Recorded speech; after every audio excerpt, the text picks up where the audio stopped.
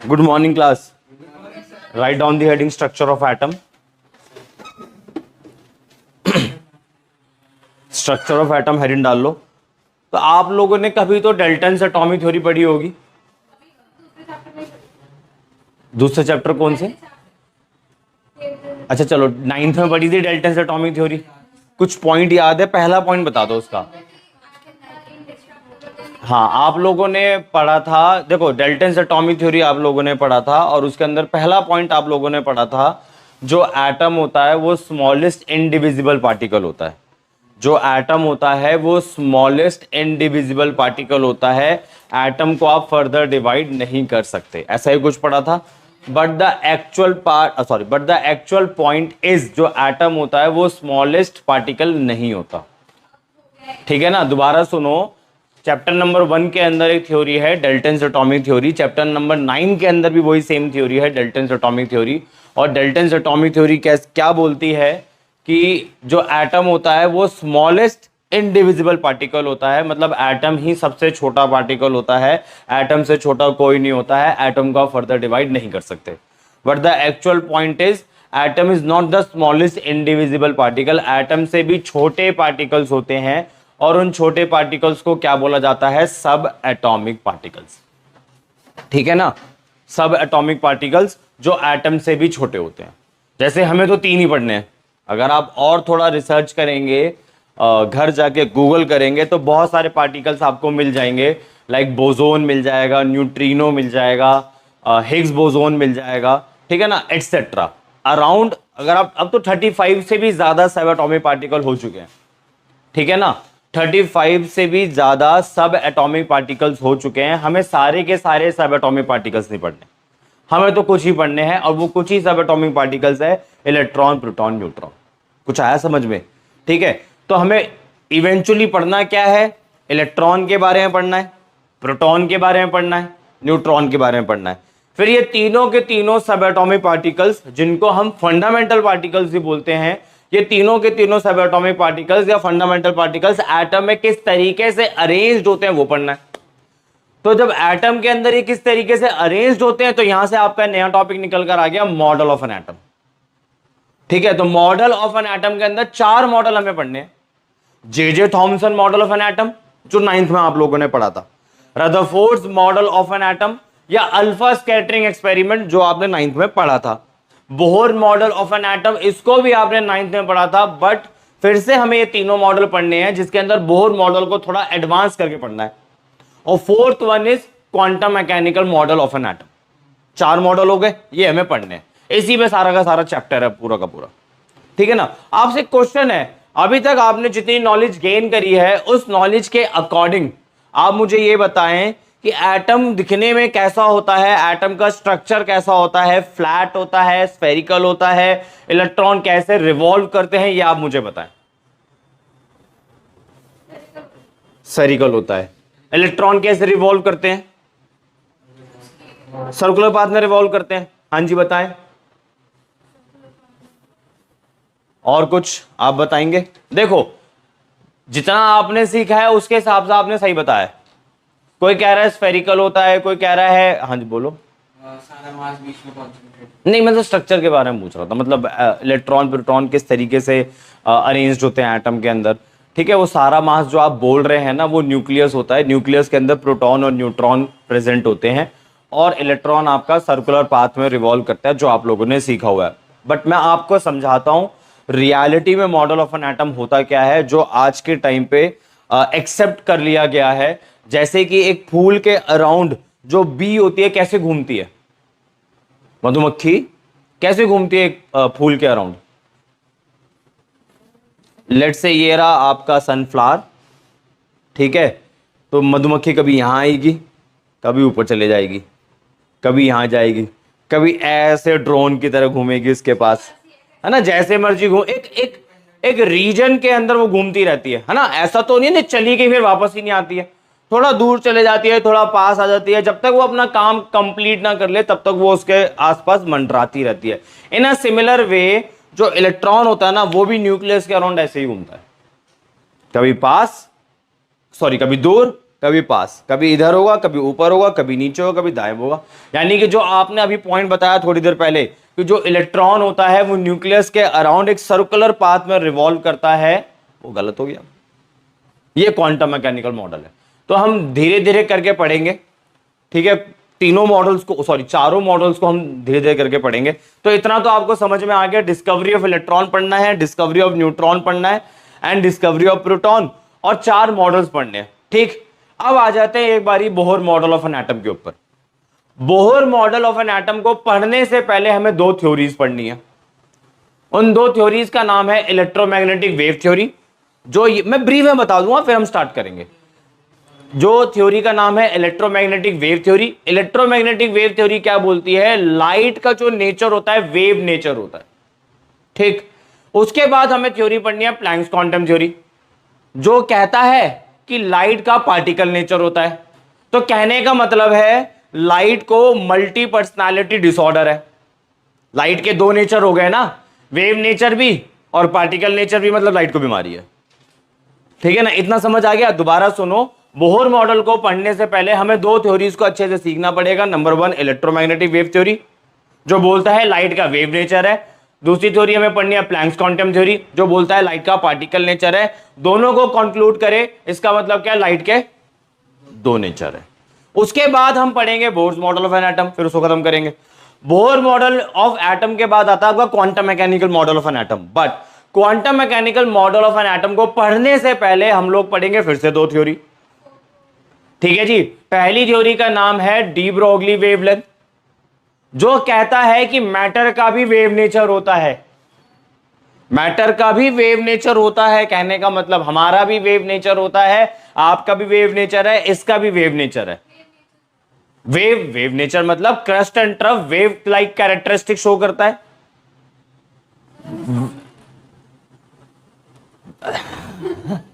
ये सारा सिलेबस कटा है ना, दिक्कत हो गई है। चलो आगे बढ़ते हैं। सिलेबस 9th में कट गया था, सॉरी 10th में कट गया था, कोई नहीं। वेव के बारे में कुछ नहीं पढ़ा आप लोगों ने, क्रस्ट और ट्रफ, चलो कोई नहीं। आप अभी जान लो कि मैटर का वेव नेचर भी होता है। ठीक है, और दूसरी थ्योरी हमें यह पढ़नी है हाइसेनबर्ग अनसर्टेनिटी प्रिंसिपल, जो कहता है कि आप इलेक्ट्रॉन की पोजीशन और वेलोसिटी एक साथ डिटरमाइन नहीं कर सकते।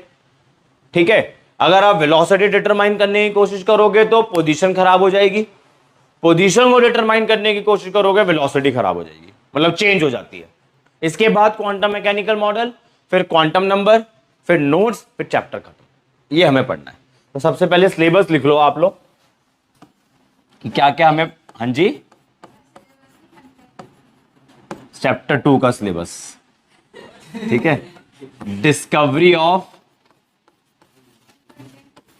डिस्कवरी, मेरी मर्जी, माई लाइफ माई रूल।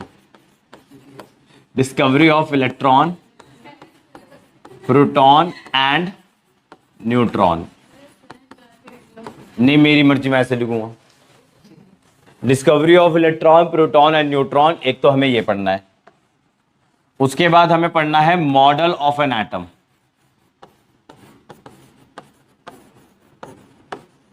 ठीक है, मॉडल ऑफ एन एटम के अंदर हमें पढ़ना है जे थॉमसन। ठीक है, दूसरा पढ़ना है रदरफोर्ड्स।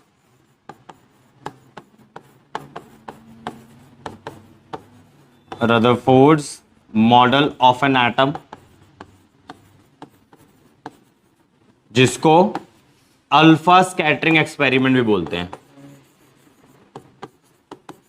अल्फा स्कैटरिंग एक्सपेरिमेंट भी बोलते हैं। इसके बाद हमें पढ़ना है Bohr model of an atom.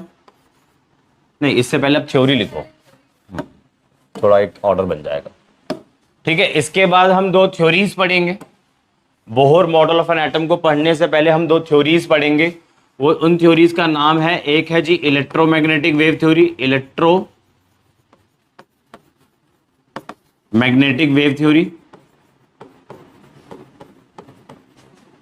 और दूसरी है जी प्लैंक्स क्वांटम थ्योरी।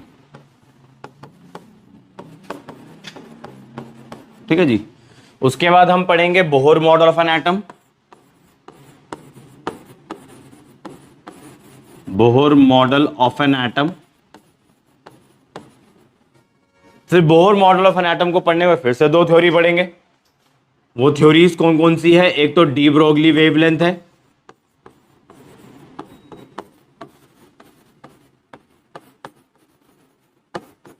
एक तो डी ब्रोगली वेवलेंथ है। उसके बाद है Heisenberg uncertainty principle,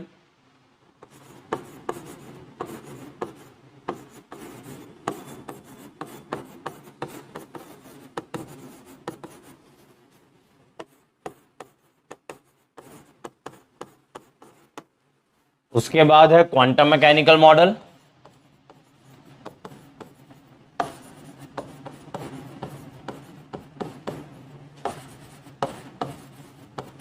then quantum number,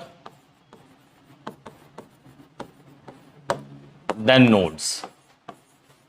ये हमारा कंटेंट है चैप्टर नंबर 2 का।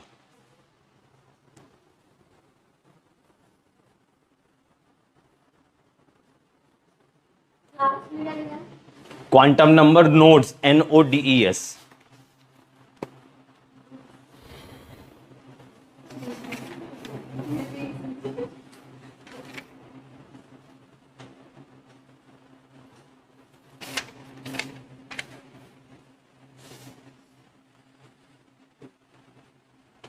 आगे बढ़े।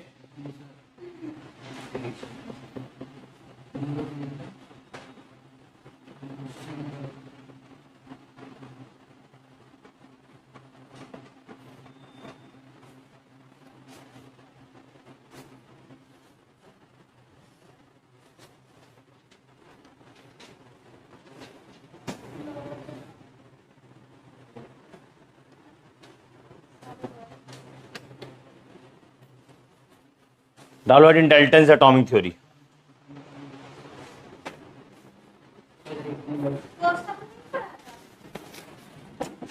डाल्टन्स एटॉमिक थ्योरी डालो heading.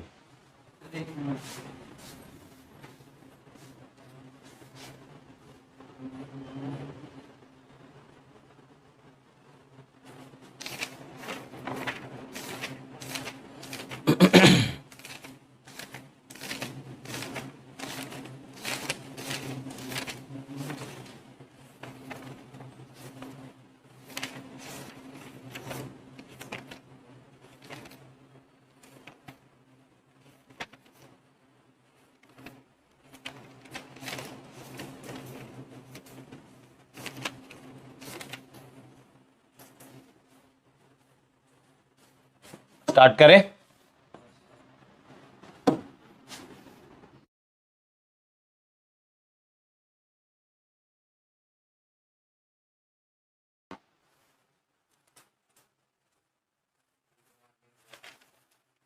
Dalton's atomic theory. Write down the Dalton's atomic theory. Number 1 point is atom is the smallest particle of an element which cannot be further subdivided. Second point is atoms of same element are similar but different from atoms of other elements. Third point is atoms of different element will combine in the simple ratio and forms compounds. And the fourth point is atom can never be created nor destroyed. ठीक है, मैं आपको क्या बोल रहा था कि atoms के अंदर आपको डाल्टन्स एटॉमिक थ्योरी के अंदर आपको 4 पॉइंट्स लिखवा दिए थे, जिसमें से पहले पॉइंट के बारे में हम बात कर रहे थे। ठीक है, पहला पॉइंट आप लोगों ने क्या लिखा है कि एटम ही आपका स्मॉलेस्ट पार्टिकल है जिसको आप फर्दर सबडिवाइड नहीं कर सकते। ठीक है, but the actual point is atom से भी छोटे पार्टिकल्स होते हैं जिन्हें हम बोलते हैं सब एटॉमिक पार्टिकल। फिलहाल एटम के केस में जो हमारे सब एटॉमिक पार्टिकल है वो इलेक्ट्रॉन, प्रोटॉन, न्यूट्रॉन है। ठीक है ना, पहला पॉइंट हमने ये देखा था। दूसरे पॉइंट के बारे में बात कर रहा था, जैसे आप लोगों ने दूसरा पॉइंट लिखा है atoms of same elements are similar but different from atoms of other elements. तो आप लोगों ने 9th में ही पढ़ा था आइसोटोप्स। क्या पढ़ा था आइसोटोप्स के अंदर? Atoms of the same element having same atomic number but different atomic mass. मतलब यहां पे तो ये कह रहा है, तो डाल्टन का सेकंड पॉइंट है वो तो ये कह रहा है कि आप एलिमेंट लो, उसके सारे एटम उठा लो, सारे के सारे एटम सिमिलर हो गए। बट पीछे से आइसोटोप्स निकल कर आया और आइसोटोप्स बोलता है ऐसा कुछ नहीं है भाई, ऐसे एटम भी होते हैं एक ही एलिमेंट के अंदर जिनका एटॉमिक नंबर तो सेम होता है बट एटॉमिक मास क्या होता है, डिफरेंट होता है। तो पहले दो पॉइंट्स आपके डाल्टन से कॉन्ट्राडिक्ट कर गए ना। अब लिखो आप, all the above postulates of Dalton's are disregarded because first point was atom can be divided into electron, proton and neutron। ठीक है ना, atom can be divided into electron, proton and neutron। ठीक, मतलब एक तरफ तो डाल्टन ये बोल रहा है कि एटम से छोटा कोई पार्टिकल होता ही नहीं है, और हमने उसमें गलती फाइंड कर ली कि एटम से भी छोटे पार्टिकल होते हैं, उनको हम बोलते हैं सब एटॉमिक पार्टिकल। अब एट प्रेजेंट मोर देन 35 सब एटॉमिक पार्टिकल्स हमारे पास है। ठीक है ना, हमें सारे सब एटॉमिक पार्टिकल्स नहीं पढ़ने, हमें सिर्फ 3 ही सब एटॉमिक पार्टिकल्स पढ़ने हैं, जिनका नाम है इलेक्ट्रॉन, प्रोटॉन, न्यूट्रॉन। यानी कि कहने का मतलब है, कंक्लूजन ये है कि एटम को आप फर्दर डिवाइड कर सकते हो। किसमें डिवाइड कर सकते हो, इलेक्ट्रॉन, प्रोटॉन, न्यूट्रॉन। पहला पॉइंट डन हो गया। दूसरा लिखो,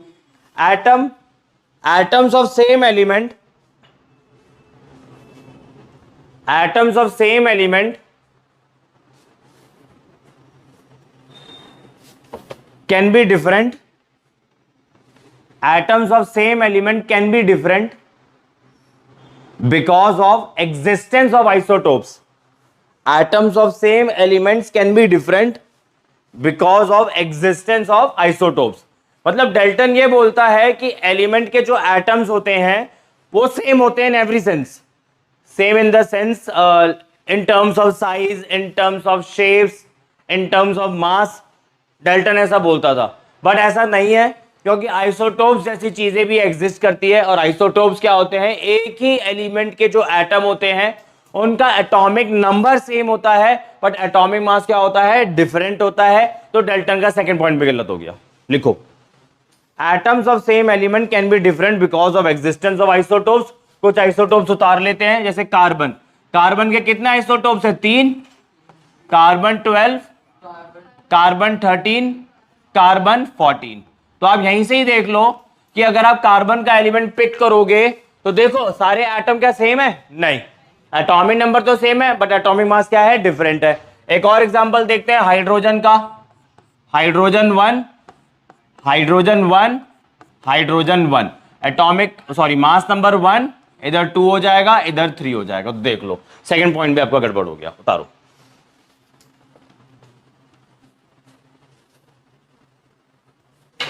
एक और एग्जांपल। वैसे एग्जांपल तो आइसोटोप्स के बहुत सारे हैं, हाँ जी, बहुत सारे, जितने भी आइसोटोप्स है सब लगा सकते हो आप यहाँ पर, जितने भी आइसोटोप्स है सब आ सकते हैं यहाँ पे। ऑक्सीजन का अगर आप उतारना चाहते हो तो oxygen 16, oxygen 17, oxygen 18, atomic number is 8, 8, 8। ठीक है ना। चलो थर्ड पॉइंट चलते हैं। थर्ड पॉइंट में आप लोगों ने क्या पढ़ा है, देखो जरा, डाल्टन्स एटॉमिक थ्योरी के अंदर जो आपने थर्ड पॉइंट पढ़ा है, इसका लॉ भी पढ़ा आप लोगों ने चैप्टर नंबर 1 के अंदर। चैप्टर नंबर 1 के अंदर ही पढ़ा है, 9 क्लास चैप्टर नंबर 2 के अंदर ही पढ़ा है। पढ़ के देखो जरा एक बारी। Law of multiple proportion wrong है। पढ़ो थर्ड पॉइंट क्या है, atoms of different element simple ratio. ये बोलता है कि डिफरेंट एलिमेंट्स के जो एटम्स होते हैं वो एक दूसरे से कंबाइन कर जाते हैं in a simple ratio. Simple ratio का मतलब ये है, जैसे कि आप वाटर उठा लो एज ए एग्जांपल, ठीक है, इसमें 2 हाइड्रोजन कंबाइन कर रहे हैं 1 ऑक्सीजन के साथ। ठीक है जी, तो ये सिंपल नंबर है आपका 2 और 1। ठीक है, बट हमारे पास ऐसे कंपाउंड्स भी होते हैं जो सिंपल रेशियो में कंबाइन नहीं करते हैं। वो ये रहे, आयरन की कंपोजिशन 0.93, ऑक्सीजन 1, निकल की 0.95 इधर है, 95 इधर है। नहीं ऐसा, निकल इज बेसिकली ट्रांजिशन एलिमेंट, वो कैटलिस्ट की तरह बिहेव करता है। इट डजंट मीन वो किसी दूसरे एलिमेंट से रिएक्ट करके कंपाउंड नहीं बनाएगा। तो फिलहाल मैं कंपाउंड की बात कर रहा हूं। अब आप जरा ध्यान से देखो एक बारी, यहाँ पे आयरन तो 0.95 है, ऑक्सीजन 1 है, तो ये तो सिंपल नंबर नहीं है भाई, 0.95 तो सिंपल नंबर नहीं है। सिमिलरली निकल का 0.93 है और ऑक्सीजन 1 है, ये भी सिंपल नंबर नहीं है। यानी कि जो डाल्टन का थर्ड पॉइंट है वो भी गड़बड़ हो गया। ठीक है, एक सॉलिड स्टेट आप चैप्टर पढ़ोगे, सॉलिड स्टेट जब आप एंट्रेंस की तैयारी करोगे, जब आप एंट्रेंस की प्रिपरेशन करोगे तो सॉलिड स्टेट चैप्टर पढ़ोगे। सॉलिड स्टेट के अंदर एक टॉपिक आएगा नॉन स्टोइचोमेट्रिक कंपाउंड, ये उसका एग्जांपल है। तो थर्ड पॉइंट लिखो आप, non stoichiometric compounds exist, non stoichiometric compounds exist. ठीक है जी, अब ये एग्जांपल उतार लो।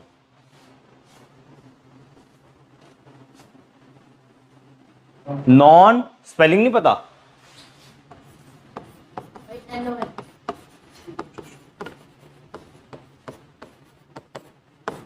Non stoichiometric compounds also exist, example ये रहे। ठीक है जी, तीनों पॉइंट के कॉन्ट्राडिक्शन पढ़ लिया हमने। फोर्थ पॉइंट क्या था? एटम को आप क्रिएट भी नहीं कर सकते, एटम को आप डिस्ट्रॉय भी नहीं कर सकते, रॉन्ग है। ठीक है, न्यूक्लियर केमिस्ट्री आप टॉपिक पढ़ोगे अगेन अगर आप एंट्रेंस की प्रिपरेशन कर रहे हो तो, और नहीं तो 12th में एक चैप्टर है D block element, D and F block element, वहां पे एक छोटा सा टॉपिक है एक्टिनॉइड सीरीज के अंदर 11 ऐसे एलिमेंट्स रखे हुए हैं जो यूरेनियम से डिराइव किए गए हैं with the help of radio activity, artificial radio activity, मतलब न्यूक्लियर रिएक्शंस।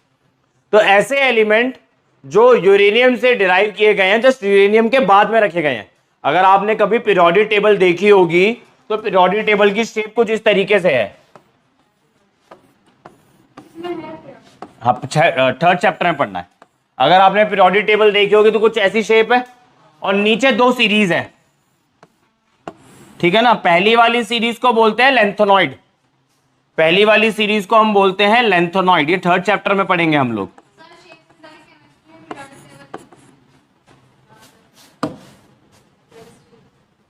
शेप्स में नहीं, सब्जेक्ट्स, केमिस्ट्री, पीरियोडिक टेबल।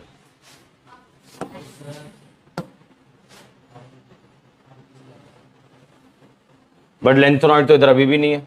ये रहा, ये रहा, ये रहा यूरेनियम। ये तो चाहिए भी नहीं मेरे को, डिलीट का ऑप्शन, ये चाहिए भी नहीं, सब कुछ छोड़ो। यूरेनियम के जो बाद के एलिमेंट है 1 2 3 4 5 6 7 8 9 10 11, ये 11 एलिमेंट्स आपके ट्रांस यूरेनिक एलिमेंट कहलाते हैं, क्योंकि ये यूरेनियम से डिराइव किए गए हैं with the help of nuclear reactions. ये सिंथेटिक एलिमेंट्स हैं आपके।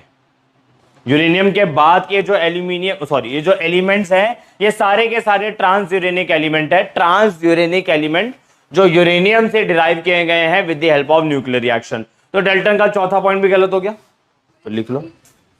थ्योरी गलत नहीं है भाई, ऐसा होता है ना टेक्नोलॉजी के हिसाब से थ्योरीज के अंदर अपग्रेडेशन आ जाता है। जैसे एक हमारे आइंस्टीन सर ने बोला था कि ग्रेविटेशनल फील्ड नाम की कोई चीज होती है, ये पढ़ा होगा आप लोगों ने। उस ग्रेविटेशनल फील्ड्स की डिस्कवरी हुई थी कुछ साल पहले, उन्होंने थ्योरेटिकली पहले बता दी थी। मजाक बनाया था सबने मजाक बनाया था कि क्या बाद में हो गई डिस्कवरी।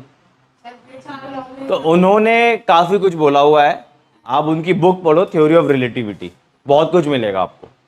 ठीक है ना, तो उस वक्त टेक्नोलॉजी नहीं थी, उन्होंने बोल दिया टेक्नोलॉजी इतनी नहीं है तो मैं इनको नहीं कर पाऊंगा प्रूव। बाद में जैसे जैसे टेक्नोलॉजी में एडवांसमेंट होता चला गया, चीजें डिस्कवर होती चली गई। अगर डार्टन की सारी थ्योरीज जो उसने बताया सब गलत है तो हमें 9th में भी पढ़ाएंगे। यार हिस्ट्री तो पढ़नी पड़ती है ना भाई, सीधा थोड़ी ना। एक बात बताओ, फोन किसने डिस्कवर करा था? आप लोगों के क्वेश्चन बहुत अजीब से आते हैं ना। क्यों पढ़ा उसको? ग्राहम बेल के बारे में क्यों जानते हो आप लोग? सीधा पढ़ते ना, वो सर टच स्क्रीन वाला बताओ हमें किसने डिस्कवर करा था, हैं? तो बस इधर भी वही स्टोरी है, हिस्ट्री तो पढ़नी पड़ेगी ना आपको भाई। मतलब हर एक डिस्कवरी, मतलब बेस्ट डिस्कवरी छोटी डिस्कवरियों से स्टार्ट होती है ना। मतलब जब किसी चीज के अंदर आप परफेक्शन में पहुंच जाते हो तो वो हर चीज एक शुरुआत से, मतलब इनिशियल स्टेज में आपने फेलियर फेस किया होगा, बाद में उसको इंप्रूव किया होगा, किसी दूसरे बंदे ने इंप्रूव किया होगा, ऐसी ही डिस्कवरी होती है। थोड़ी ना सीधा ही बढ़िया चीज निकल कर आ जाएगी। लिखो fourth point, atoms can be created, atoms can be created with the help of artificial radioactivity.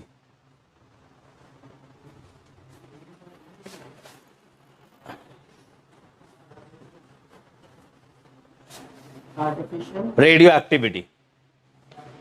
Artificial radioactivity. ठीक है जी, आगे लिखो, थोड़ा सा दो चार लाइनें और लिख लो। लिखो at present, at present more than, at present more than 35 different subatomic particles are present, sorry, are there. At present there are more than 35 different subatomic particles, language देखिए, language. At present more than 35 different subatomic particles are there. ठीक है, more than, आप एक बारी घर जाएंगे थोड़ा rest करके देखना सब व्हाट डू मीन बाय सब एटॉमिक पार्टिकल्स, बहुत सारे सब एटॉमिक पार्टिकल्स मिलेंगे आपको। ठीक है, आगे लिखो, we have to study only 3 sub atomic particles, we have to study only 3 sub atomic particles, that is electron, proton and neutron. लिखो, we have to study only 3 sub atomic particles, we have to study only 3 subatomic particles, that is electrons, protons and neutrons, and these particles are known as fundamental particles, and these particles are known as fundamental particles. ठीक है जी, ये मैंने आपको starting में ही बताया था chapter के कि हमारे पास more than 35 different subatomic particles हैं। हमें सारे सबएटॉमिक पार्टिकल्स को नहीं पढ़ना है, हमें सिर्फ 3 सबएटॉमिक पार्टिकल्स को पढ़ना है, और वो 3 सबएटॉमिक पार्टिकल्स कौन से हैं? Electron, proton, neutron. तो नेक्स्ट हेडिंग डालो discovery of electron.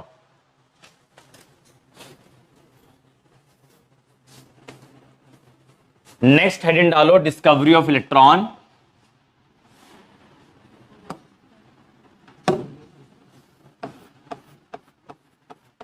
Next heading is discovery of electron. ये भी आप लोगों ने 9th में पढ़ा होगा, याद है? 9th की याद है? सब याद है? बस ठीक है, डायग्राम ड्रॉ करना शुरू करो साथ साथ ही।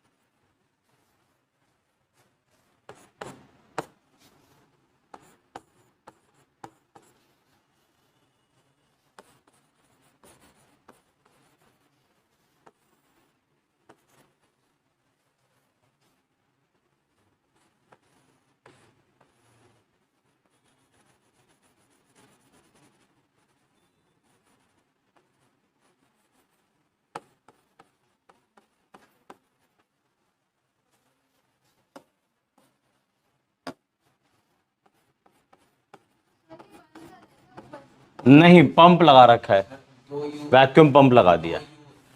2 यू होते हैं, वैक्यूम पंप लगा दिया है। अभी आप सेटअप ड्रॉ करो, फिर समझाते हैं। ठीक है, अंदर हाइड्रोजन गैस रखी है, रखने को आप कोई दूसरी गैस भी रख सकते हो। प्रेशर रखा हुआ है 0.01 mm ऑफ Hg। mm मतलब मिलीमीटर, ऑफ Hg मतलब हाइट ऑफ मरकरी। प्रेशर की यूनिट होती है ये।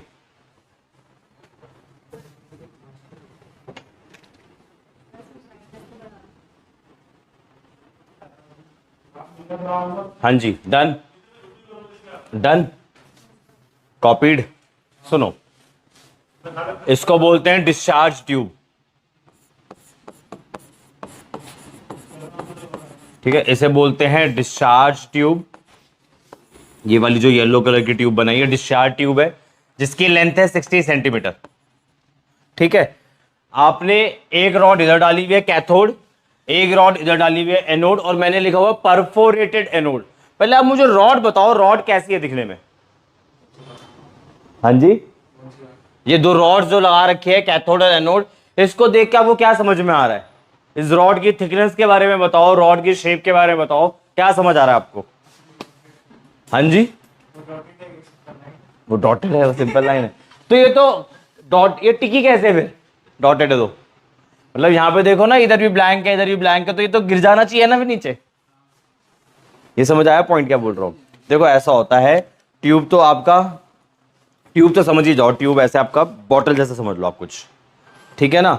और ट्यूब के अंदर दो छोटी छोटी प्लेट्स लगी हुई होती है, प्लेट्स लगी होती है। एक ऐसे है, इसको आप लोगों ने बोला कैथोड। अब आप बताओ, इस प्लेट को अगर आप सामने से देखोगे क्या नजर आएगा? सीधी लाइन, ठीक है। ये इंजीनियरिंग ड्राइंग का कॉन्सेप्ट होता है कि आप चीजों को, इस कॉपी को अगर आप ऐसे देखोगे क्या नजर आएगा? रेक्टेंगल। ऐसे देखोगे इधर भी रेक्टेंगल है, बट अब थिकनेस लेंथ में चेंज आ गया है ना। वैसे तो आपने बोला सीधी लाइन, तो वो भी ठीक है। अब इधर आ जाओ, एनोड। मैंने क्या बोला? आपकी जो एनोड है परफोरेटेड होनी चाहिए। परफोरेटेड एनोड का मतलब एनोड में होल्स होनी चाहिए। अगर आप मान लो इधर होल कर दो, इधर कर दो, इधर कर दो, इधर कर दो, इधर कर दो, इधर कर दो, इधर कर दो, इधर कर दो, तो आप इसको सामने से देखोगे होल नजर आएगा, बट मुझे डायग्राम में तो होल दिखाना है ना, तो ऐसे दिखा दिया। अब समझ गया? ये बेसिकली दो प्लेट्स है, एक प्लेट ऐसे रखी हुई है, दूसरी वाली ऐसे रखी हुई है, ठीक है। ये आपकी कैथोड है, ये आपकी एनोड है, और इसमें होल कर रखे हैं, जिसको मैंने क्या बोला? Perforated anode. ठीक, इतना समझ आ गया। इसके बाद जो एनोड के बैक साइड है, एनोड के back side inside the discharge tube, यहां पे कोटिंग आपने कर रखी है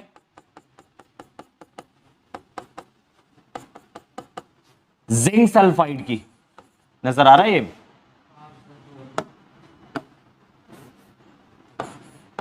ये नजर आ रहा है? डार्क पे डार्क तो नजर नहीं आएगा भाई। Zinc sulphide, phosphorescent material.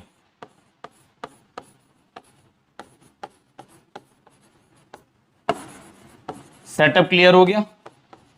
ठीक है, ये डिस्चार्ज ट्यूब है और आपने बैटरी अप्लाई कर रखी है, सेल नहीं अप्लाई कर रखा, बैटरी अप्लाई कर रखी है, जिसका पोटेंशियल डिफरेंस क्या है?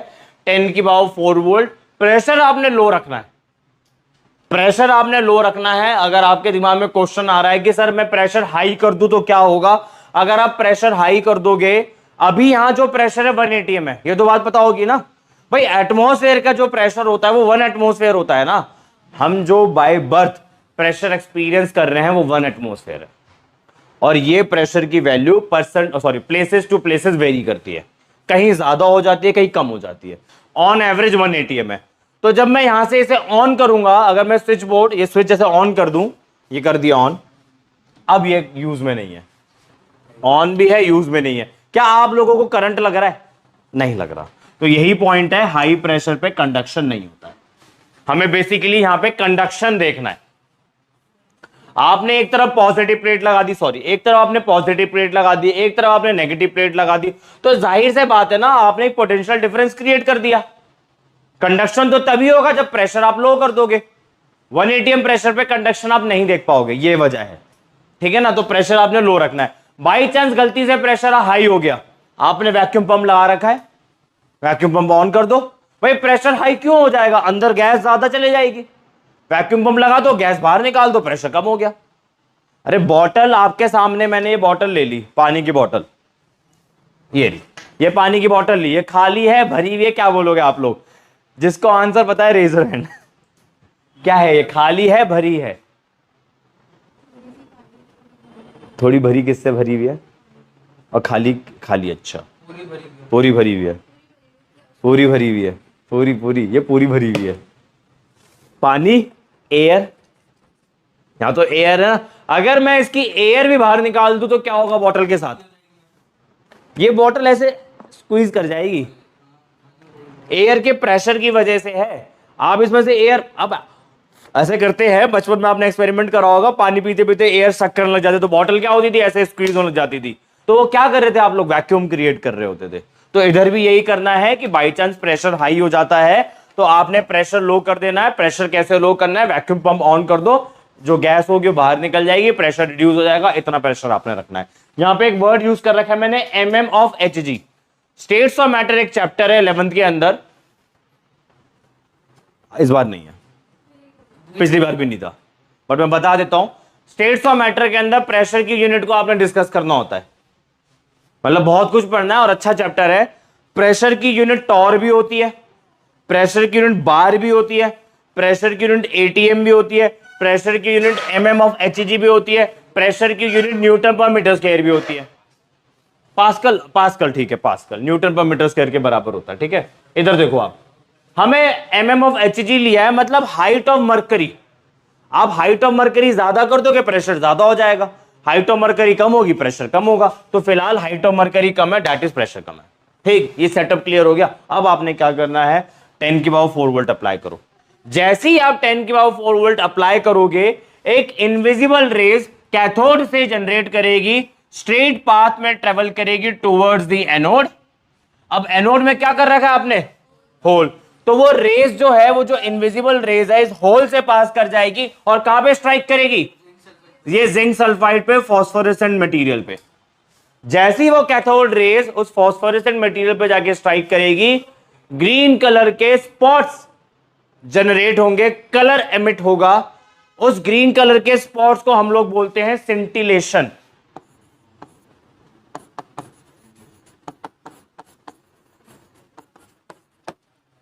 आपने पुराने टाइप्स के टीवीज देखे हैं, बड़े बड़े टीवीज, पिक्चर ट्यूब्स होती थी, उसमें भी यही कॉन्सेप्ट होता है।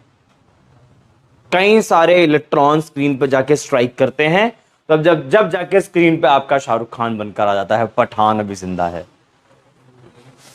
ठीक है, तो मैंने क्या बोला, जैसे ही आप 10 के 4 वोल्ट अप्लाई करोगे, एक इनविजिबल रेज कैथोड से जनरेट करेगी, it will travel in a straight path towards the anode, फिर एनोड को क्रॉस करेगी, एक जिंक सल्फाइड मटेरियल पर जाके स्ट्राइक करेगी और colours, I mean green colour के स्पॉट्स जनरेट होंगे, डॉटेड स्पॉट्स बहुत सारे जनरेट होंगे। ठीक है, ये जो इनविजिबल रेज आपकी जनरेट हुई है, जिसको आपने स्ट्रेट पाथ में ट्रेवल करवाया है, करवाया नहीं है, बेसिकली हुई है, वो अपने आप ही ट्रेवल की है, इस रेज को हम लोग बोलते हैं कैथोड रेज। ठीक है जी, तो थोड़ा सा लिख लो फटाफट से, बाकी कल देखेंगे।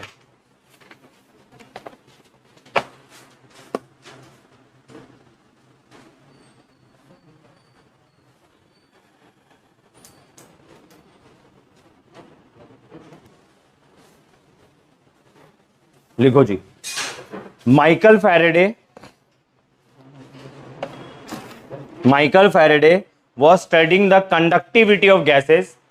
Michael Faraday was studying the conductivity of gases. Michael Faraday was studying the conductivity of gases, and he found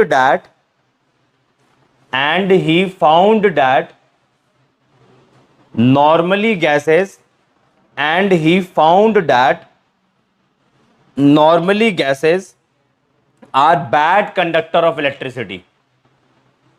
Normally gases are bad conductor of electricity. But when he created very low pressure, Michael Faraday was studying the conductivity of gases, and he found that normally gases are bad conductors of electricity, but when he created very low pressure in the discharge tube,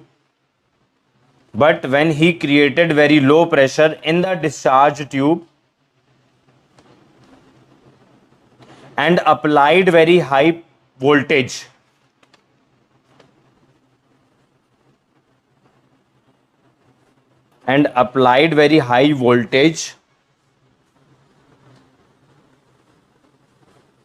bracket में लिख लो 10 की power 4 volt, in the bracket 10 raised to the power 4 volt or more than that. Then he found that gases start conducting. Then he found that gases starts conducting electricity. Then he found that gases starts conducting electricity. जब कभी छोटे जाए करे तो वो line का space छोड़ दिया करो, आगे जहां से सुनाई दे रहा करे वहां से लिखना शुरू कर दिया करो. Then he found that gases starts conducting electricity because they ionizes.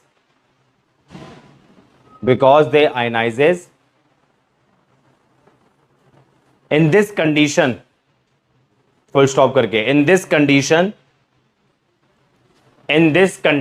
some sort of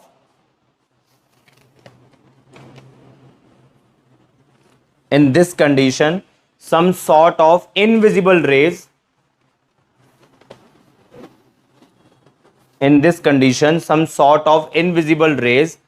moves from cathode to anode.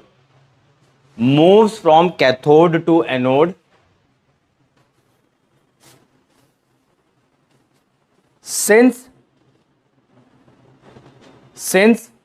these rays are seems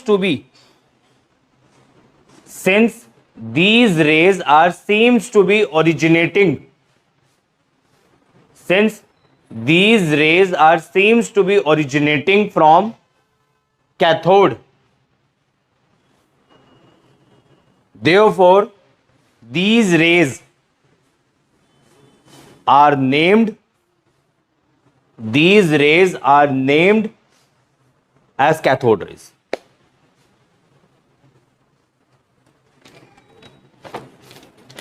ठीक है जी, क्योंकि ये कैथोड रे ऐसा लगता है, बाद में हम आपको बताएंगे कि कैथोड रेस कैथोड से जनरेट होती ही नहीं है, वो बेसिकली कैथोड और एनोड के बीच में से कहीं जनरेट होते हैं, वो बाद में देखेंगे. ठीक है, अभी तो ये लगता है जब एक्सपेरिमेंट परफॉर्म किया गया तो ये लगा हमें कि जो इनविजिबल रेज है कैथोड से जनरेट हो रही है, स्ट्रेट पाथ में ट्रेवल कर रही है टुवर्ड्स द एनोड. फिर एनोड में क्या थे, होल्स प्रेजेंट थे, उन रेज ने होल्स को क्रॉस करा, कहां पे स्ट्राइक करा, फॉस्फोरेसेंट मटेरियल पे. फॉस्फोरेसेंट मटेरियल पे जैसे ही जाके वो स्ट्राइक करा, कलर्स एमिट हुए, और क्योंकि हमें लगा कि ये रेज कैथोड से जनरेट हो रही है इसलिए इसका नाम दे दिया कैथोड रेज. अब आप सुनो, कुछ एक्सपेरिमेंट्स है छोटे छोटे. जैसे पहला एक्सपेरिमेंट ये है कि अगर आप कैथोड रेज के पाथ में, ये रही कैथोड रेज के पाथ है ना, जो इस डायरेक्शन में जा रही है, अगर आप इस पाथ में कोई ऑब्जेक्ट रख देते हो, कोई भी सॉलिड ऑब्जेक्ट रख दो, तो सॉलिड ऑब्जेक्ट के बैक साइड में शैडो क्रिएट हो जाएगी. तो इससे कंक्लूड कर दिया कि कैथोड रेज जो होती है वो स्ट्रेट पाथ में ट्रेवल करती है. ठीक, आपने क्या करना है, सॉलिड ऑब्जेक्ट बीच में रख दो ट्यूब के अंदर. ठीक है, कोई सॉलिड ऑब्जेक्ट रख दो ट्यूब के अंदर और फिर आप एक्सपेरिमेंट को स्टार्ट करो, तो ऑब्जेक्ट के बैक साइड पे शैडोज क्रिएट हो जाती है. इसका मतलब क्या है, cathode rays travel in a straight line. पहला पॉइंट. दूसरा पॉइंट सुनो, यहां पे आपने एक छोटा सा व्हील रख दिया, ठीक है ना, एक टरबाइन टाइप एक व्हील रख दिया. आप ऐसे समझ सकते हो इसको, कॉपी दिखाना. मान लो कोई व्हील है, ये कैथोड रे ऐसे यहां से यहां जा रही है. ठीक है, कैथोड रे यहां से यहां जा रही है, आपने पंखा रख दिया छोटा सा. अब एक और कॉपी, अब इतने तो है नहीं मेरा हाथ, ये ऐसा हो गया, एक फैन यहां पर होगा, एक फैन इधर होगा, इस तरीके से. ठीक है, जब यहां से कैथोड रेज आएगी तो वो यहां स्ट्राइक करेगी तो उसको पुश कर देगी, तो ये ऊपर हो जाएगा.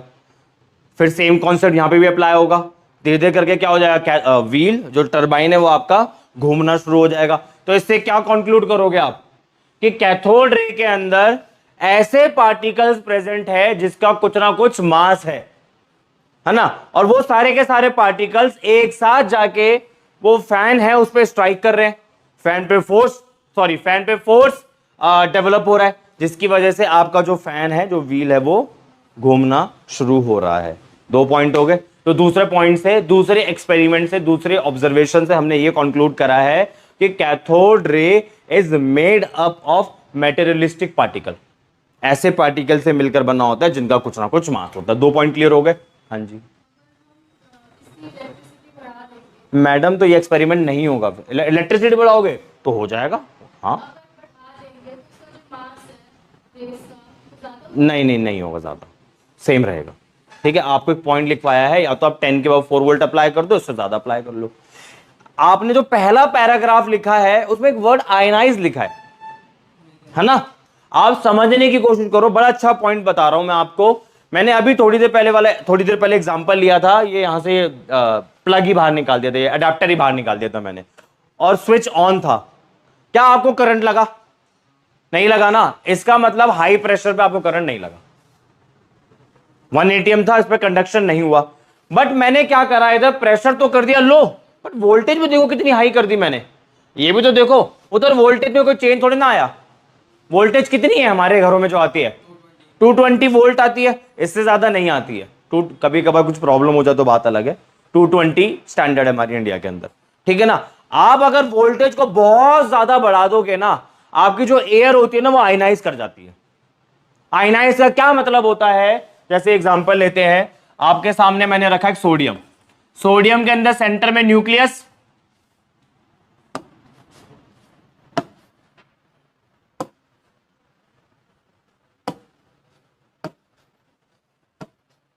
ये लो जी, ये ऊपर कैसे जाता है?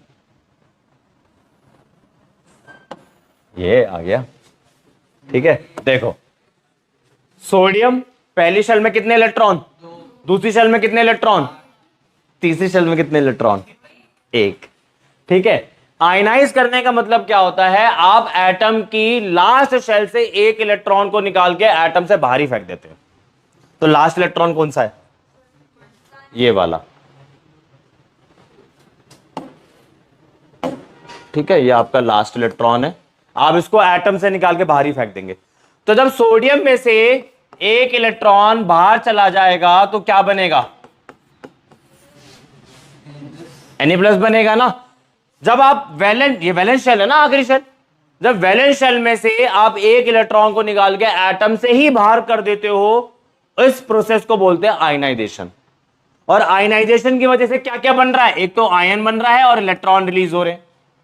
तो एक बात बताओ, जब आप हाई वोल्टेज अप्लाई करोगे, आपकी गैस आयनाइज कर जाएगी, आयंस बन जाएंगे, इलेक्ट्रॉन बन जाएंगे, इलेक्ट्रॉन प्रोड्यूस हो जाएंगे, बनेंगे नहीं, प्रोड्यूस हो जाएंगे, तो कंडक्शन नहीं होगा। आपने इलेक्ट्रिक फील्ड भी तो अप्लाई कर रखी थी ना। इधर देखो, इधर पॉजिटिव, सॉरी नेगेटिव, इधर पॉजिटिव, बीच में आयनाइजेशन हो गया। बीच में ये वाला प्रोसेस हुआ ना। सबसे पहले तो हाइड्रोजन आपका डिसोशिएट करेगा 2H के अंदर, सबसे पहले हाइड्रोजन आपका डिसोशिएट करेगा 2H के अंदर, यहां लिख रहा हूं बाहर। H2 सबसे पहले डिसोशिएट करेगा 2H के अंदर, फिर H के पास एक ही इलेक्ट्रॉन है बेचारा, वही बाहर निकल जाएगा, लो आयनाइजेशन हो गया। तो मैंने आपको क्या लिखवाया हुआ, एक वर्ड आयनाइज वर्ड लिखवा रखा है वहां पे।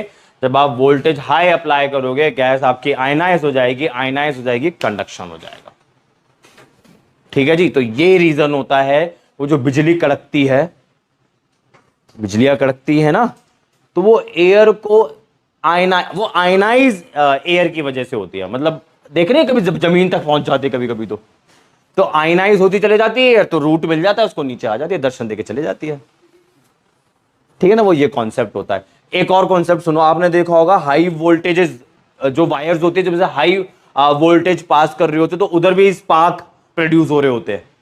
क्यों? हाई वोल्टेज है, वायर के आसपास सारी एयर आयनाइज हो जाएगी, आयनाइज होगी, क्या हो जाएगा, एयर आयंस क्रिएट हो जाएंगे, आयंस क्रिएट हो जाएंगे, इलेक्ट्रिसिटी आपकी जो वोल्टेज है वो हवा में भी बाहर आ जाएगी। वो ये कॉन्सेप्ट होता है। तो आपने अभी कभी मम्मी से सुना होगा, पापा से सुना होगा, हाई टेंशन वायर के नीचे बेटा खड़े मत हो, तेरे को खींच लेगी। ऐसा कुछ सुना है कभी?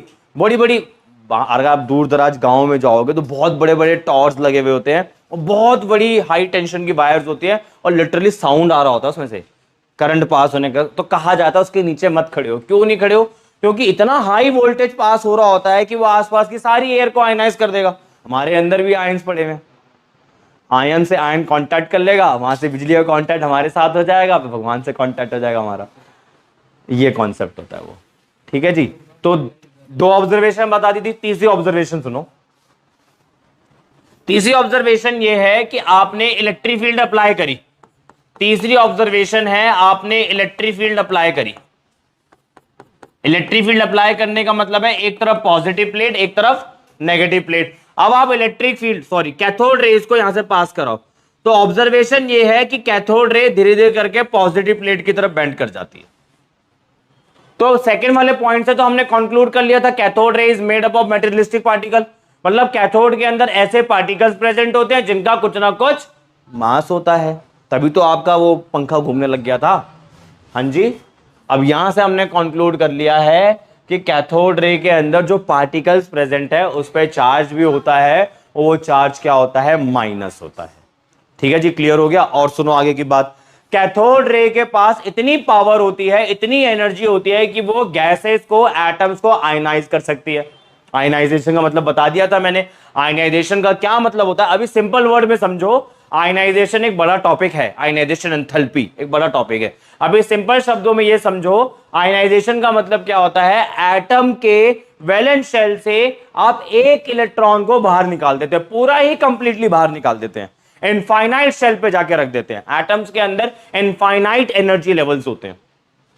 ये जो एनर्जी लेवल बना हुआ है, एक एनर्जी लेवल, दूसरा एनर्जी लेवल, तीसरा एनर्जी लेवल, तो मैं आपको कह रहा हूं कि एटम के अंदर इनफाइनाइट एनर्जी लेवल्स होते हैं। तो आयनाइजेशन का मतलब क्या होता है कि एटम में से वो इलेक्ट्रॉन को बाहर ही फेंक देता है। कौन? Cathode rays.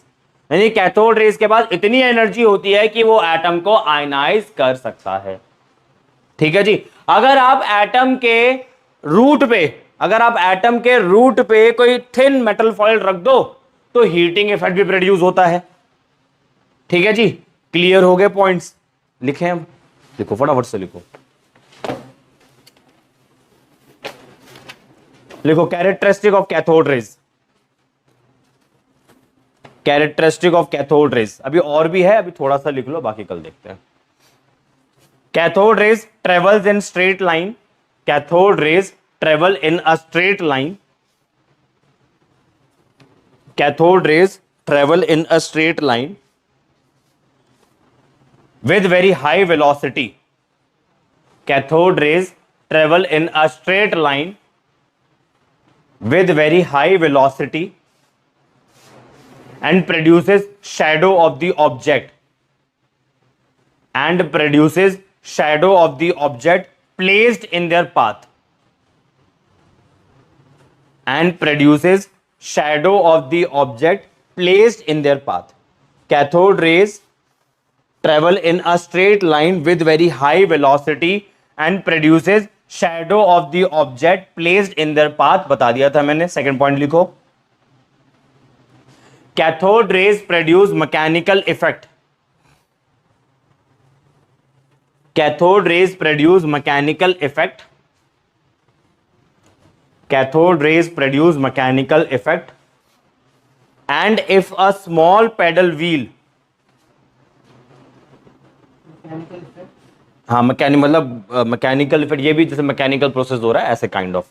Cathode rays produce mechanical effect and if a small paddle wheel, paddle PADDLE, paddle wheel is placed in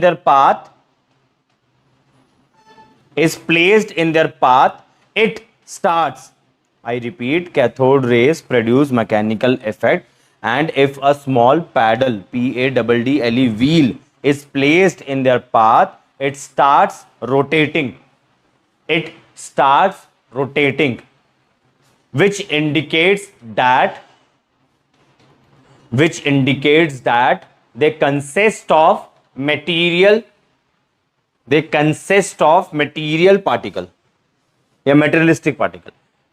They consist of material particle. Third point लिखो,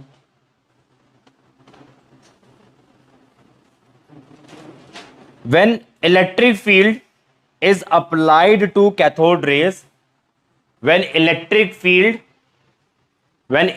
field is applied to cathode rays in discharge tube, when electric field is applied to cathode rays in discharge tube, these rays are deflected. These rays are deflected towards positive field. These rays are deflected towards positive field of the plate. These points में लिख रहे हो ना आप लोग, इसे paragraph में मत लिखना, पॉइंट्स में लिखना. These rays are deflected towards positive field of the plate. These rays are deflected towards positive field of the plates, which shows that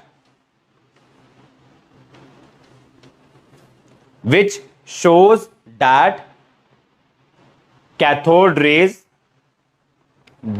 which shows that cathode rays consist of negatively charged particle, called electrons. Negatively charge particles called electrons. बाकी next class में देखेंगे, और भी points लिखवाने next class में. YouTube से? हाँ जी, नहीं experiment नहीं हो सकता. हाँ यहाँ से दिखा देंगे, हाँ यहाँ से दिखा देंगे. हाँ ठीक है जी. तो that's all for today, and for more chemistry videos subscribe my channel. Thank you.